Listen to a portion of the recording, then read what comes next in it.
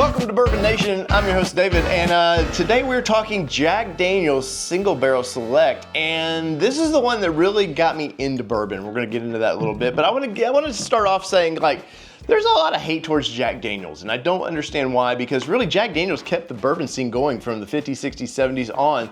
They've always been that staple when other brands sort of either fell off the map or got bought out and they all conglomerate.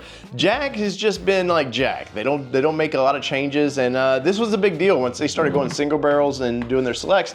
Really big deal. Of course, Lynchburg, Tennessee, I'm just outside of there, so this is kind of a home brand for me. And like I said earlier, this is the one that kind of got me going into bourbon, because I like everybody, they would hand me something. I remember hitting Jack Daniel's number 7 as a young adult and being like, oh my God, this is awful, because my palate wasn't ready for that. I was a vodka guy and I was a tequila bro, you know, like I just wasn't there just yet. Well, as my bourbon scene started getting, you know, I'd grown and grown with this, I got into Gentleman Jack, which is a low proof, a good way, especially I was watering it down, I'm sure, like crazy with ice, but it got my palate opened up to more things like this, like the single barrel. And for years, this has been my staple. It's always gonna be, and still will always be in my bar, because I like it. Now, it's a Tennessee whiskey, so you're gonna get a lot of different flavors that you wouldn't in more of your Kentuckys. You know, they filter it through charcoal, and there's a lot of traditions with Tennessee whiskeys that just make it taste slightly different. And of course, you know, I have Uncle Nearest here now down by me. We have a lot of Tennessee whiskeys popping up that are, you know, sticking to the tradition like Jack does. But we're here to review whiskey. And so this single barrel, 94 proof. So that's actually not too bad. I know a lot of people think, oh my God. But if you think about it, Blanton's and some of the real popular ones are in that same area. So it's really not a lot of bite to this. But I want to, let's get a good whiff of this thing. A great color to it, by the way, too. Just nice caramel looking color. And let's see what we can smell here.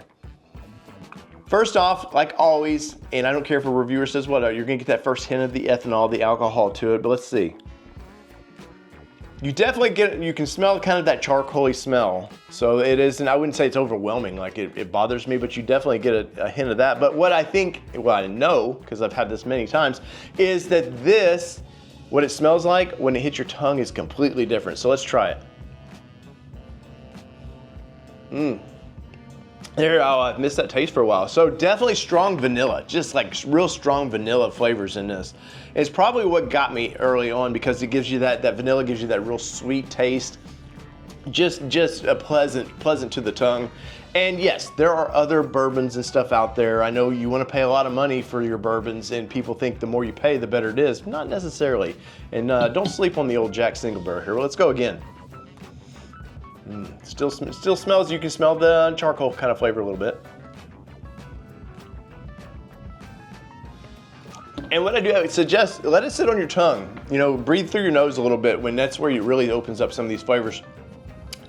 Strong vanilla to me. I mean, it's just, I won't say it's overpowering, but it's definitely the primary taste of this.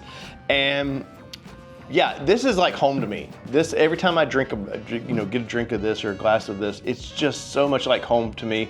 But at 94 proof, this is something that you can have, definitely a 2-finger pour if you want to, and it's not gonna break you down.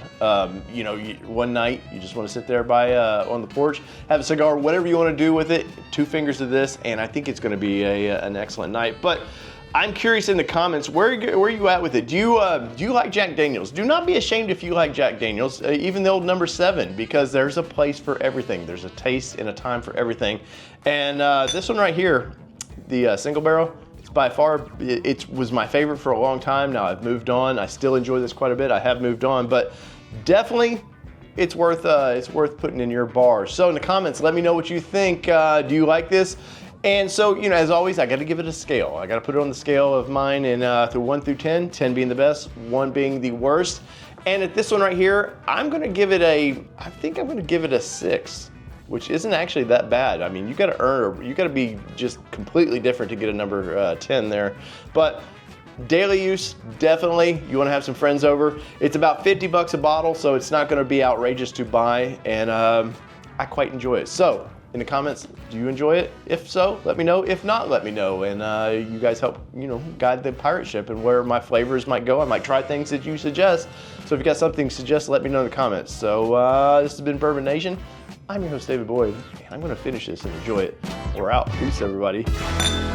Cheers.